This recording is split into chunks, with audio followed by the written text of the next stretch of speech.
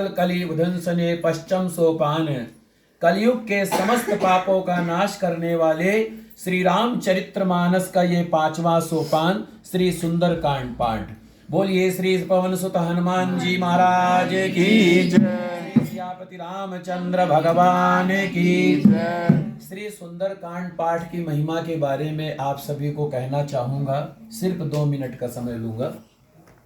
सकल सुमंगलदायक रघुनायक गुणगान, सादर सुनहि ते तरई भव सिंधु बिना जल जान।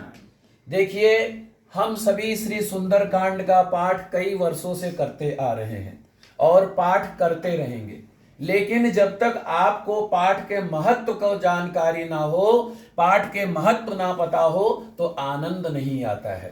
तो पाठ के साथ साथ इसके महत्व को भी जानना बहुत ही आवश्यक है। आज हम सभी श्री सुंदरकांड का पाठ करते हैं। क्यों करते हैं? 7 कांड है रामायण में। बाल कांड, अयोध्या कांड, अरण्य कांड, किष्किंधा कांड, सुंदर कांड, लंका कांड, उत्तर कांड। पर सुंदर कांड क्यों ज्यादा से ज्यादा किया जाता है? क्यों? क्योंकि इसमें एक भक्त की महिमा के बारे में कहा गया है, श्री हनुमान जी के चरित्र के बारे में कहा गया है। और जब एक भक्त निस्वार्थ भाव से, निष्कपट भाव से और भगवान के चरणों की ओर बढ़ता है, तो भगवान उसको अपना बना लेते हैं। श्री हनुमान जी महाराज ने भगवान श्री राम को ही अपना सर्वस्व अर्पण कर दिया। और जब हम भगवान को सर्वस्व अर्पण कर देते हैं ना, तो भगवान कहते हैं, जैसे कि आशीर्वाद के बारे में इसमें बताया गया है। जब सीता मैया हनुमान जी को आशीर्वाद देती हैं, क्या आशीर्वाद देती हैं? अजर अमर गुण निधि सुत हो, करहु बहुत रघुनायक छो। कि हे हनुमान, तुम अजर हो जाओ, अमर हो जाओ, गुणों की खान हो जाओ और प्रभु श्री राम जी का तुम पर अपार स्नेह हो जाए। तो ये जो है आशीर्वाद के बारे में माँ सीता ने आशीर्वाद दिया, प्रभु श्री राम जी ने आशीर्वाद दिया। बार बार प्रभु चाहि उठावा, प्रेम मगन तेहि उठब न भावा। प्रभु कर पंकज कपि कह सीसा। तो बार बार प्रभु श्री राम जी हृदय से लगाते और हनुमान जी से कहते कि हे हनुमान, मैं तेरा कर्ज कभी नहीं उतार पाऊंगा, तुझसे कभी उऋण नहीं हो पाऊंगा। हनुमान जी के नेत्रों में आंसू आ जाते। हनुमान जी कहते हैं, प्रभु आपका प्रेम ही ऐसा है कि जिसको आप अपना लेते हो, उसका आप सर्वस्व जो है आप अपने ऊपर उसका भार ग्रहण कर लेते हो। जब रावण ने विभीषण जी को लात मारा, विभीषण जी ने धर्म की बातें बताई, ज्ञान की बातें बताई, न्याय की बातें बताई, पर कभी भी मूर्ख व्यक्ति को न्याय की बातें, धर्म की बातें नहीं सुहाती। धर्म की बातें किसको सुहाती हैं? जो वास्तविक में धर्म का अधिकारी हो। और फिर जब रावण विभीषण जी को लात मार करके भगा देता है, तो ये हम सबको माताओं बहनों को जानना चाहिए। क्या? जहां सुमति तहां संपत्ति नाना, जहां कुमति तहां विपत निदाना। जिस घर में, जिस परिवार में कुमति का आना प्रारंभ हो गया, उस घर में कभी भी बरकत नहीं हो सकती है। और जिस घर में सुमति रहेगी, जिस घर में सद्भाव रहेगा, वहां जो है हर तरीके से माता महालक्ष्मी नारायण जी का आशीर्वाद रहेगा। तो इसके द्वारा हमें यह कहना चाहिए कि सुमति का होना बड़ा आवश्यक। फिर जब विभीषण जी प्रभु श्री राम जी के पास जाते हैं और भगवान से क्या कहते हैं?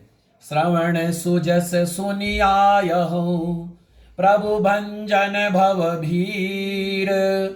त्राहि त्राहि आरती हरन, सरन सुखद रघुवीर। हे प्रभु, मैं रावण का छोटा भाई हूं, राक्षस कुल से हूं, पर आपकी शरण में आया हूं, मुझे आप अपनी शरण में ग्रहण कर लीजिए। तो भगवान राम जी शरण में तो ग्रहण करते ही करते हैं और लंका का राजा भी अभिषेक कर देते हैं, लंका का राज्य भी प्रदान कर देते हैं। तो ऐसे हमारे प्रभु हैं। तो इसमें बड़ी महिमा है। भक्ति के बारे में, शक्ति के बारे में, न्याय के बारे में, सुमति के बारे में हमें श्री सुंदरकांड पाठ से ज्ञान की प्राप्ति होती है। और आखिरी में ये चौपाई है, सकल सुमंगलदायक रघुनायक गुणगान, सादर सुनई तेतरी भव सिंधु बिना जल जान। यानी कि सारे मंगलों को देने वाला, सारे आनंद को देने वाला प्रभु श्री राम जी का चरित्र है।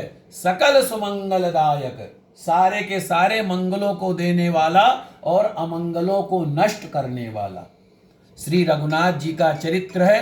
रघुनायक गुणगान, सादर सुनहि ते तरे भव सिंधु बिना जल जान। यानी कि प्रेम पूर्वक, भक्ति पूर्वक और भाव के द्वारा भगवान श्री राम जी के चरित्र का जो गान करता है, जो श्रवण करता है, उसका कल्याण हो जाता है। भव सिंधु बिना जल जान, यानी कि संसार समुद्र से उसका उद्धार हो जाता है। संसार समुद्र क्यों? क्योंकि जैसे हम लोग कहते हैं कि हम लोग पाठ करते हैं पर समय नहीं मिलता, पूजा करते हैं समय नहीं मिलता, तो इसलिए नहीं मिलता है क्योंकि माया ने हमारे को आसक्त कर रखा है, माया ने हमारे को घेर रखा है। और इससे निवृत्ति का क्या है? अब आप जो संसार में ये सब कुछ देख रहे हैं, ये सब कुछ क्या है? ये सब कुछ एक स्वप्न है।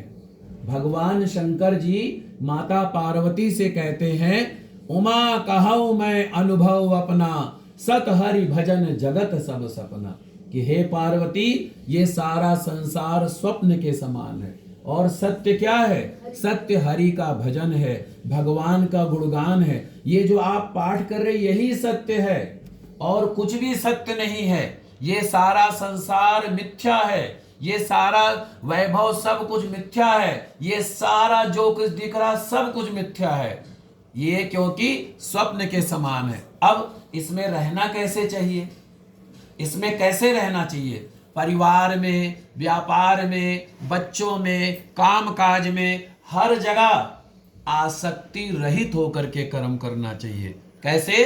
आसक्ति रहित होकर के, अर्थात अपने को ये समझे कि मैं किराएदार हूं, सारे का सारा मालिक ये है, मेरे शरीर का मालिक ये, मेरे घर का मालिक ये, मेरे बच्चों का मालिक ये, मेरे पत्नी पुत्रों का मालिक ये, मेरे घर धन धान्य वैभव का मालिक ये, मेरा सब कुछ ये है, मैं कुछ भी नहीं हूं और स्वयं भी मैं इस ईश्वर का अंश हूं। ऐसा भाव रख करके कर्म करना चाहिए और सब में भगवान का भाव देखना चाहिए। अपने बच्चों में नारायण का स्वरूप देखे, अपने पत्नी में नारायण का स्वरूप देखे, अपने बंधु बांधवों में नारायण का स्वरूप देखे, अपने आप में नारायण का स्वरूप देखे और एक भजन हर वक्त गाते रहे। कौन सा?